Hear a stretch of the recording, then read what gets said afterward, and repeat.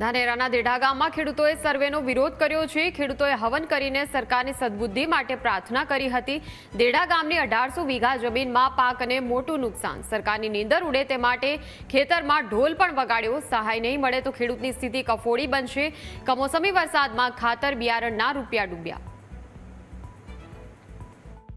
મારા ગામના ખેડૂતને બહુ નુકસાન છે અને મગફળીના પાકમાં નુકસાન એટલે કશું લેવાનું જ નથી, એમાં કોઈ વળતર થવાની જ નથી।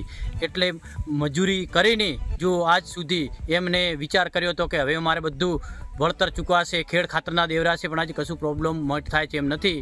એટલે મારી નરમ વિનંતી છે સરકારશ્રીને કે અમારો સર્વે કરાવીને જલ્દીથી જલ્દી એમને રાહત મળે અને સરકાર સપોર્ટ કરે એ જરૂરી છે। એના માટે અમે હવન પણ કર્યો, ગ્રામજનોએ હવન કર્યો છે કે સરકારશ્રી અમારે ધ્યાનમાં લે અને અમારે ખેડૂતને વળતર આપે એ માટે વિનંતી કરું છું।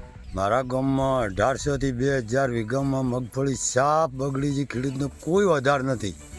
સરકારશ્રીની ખૂબ ખૂબ વિનંતી કરો, થોડા ઘણી સહાય મદદ આપે તો ખૂબ, ન કે કોઈ ઓરો નથી, કોઈ વધાર જ નથી રહ્યો ખેડૂતનો। કોઈ મજૂરી નથી હલાય એમ, કે કોઈ બિયારણાય નથી હલાય એમ, કે છેડનાય હલાય એમ નથી। તે સરકારશ્રીની ખૂબ ખૂબ વિનંતી કરો। મારું નામ ભમરાજ સમરતાઈ રાજપૂત, ગામ ડેડા। અમારી ગામની અંદર 1800 વીઘા જમીન ઉપર ખૂબ નુકસાન થઈ ગયું મગફળી પાકોમાં બધેમાં, અને અમને સરકારશ્રીની વિનંતી કે અમને વળતર આપે અને સરકારશ્રીની અમે અપેક્ષા રાખીએ છીએ।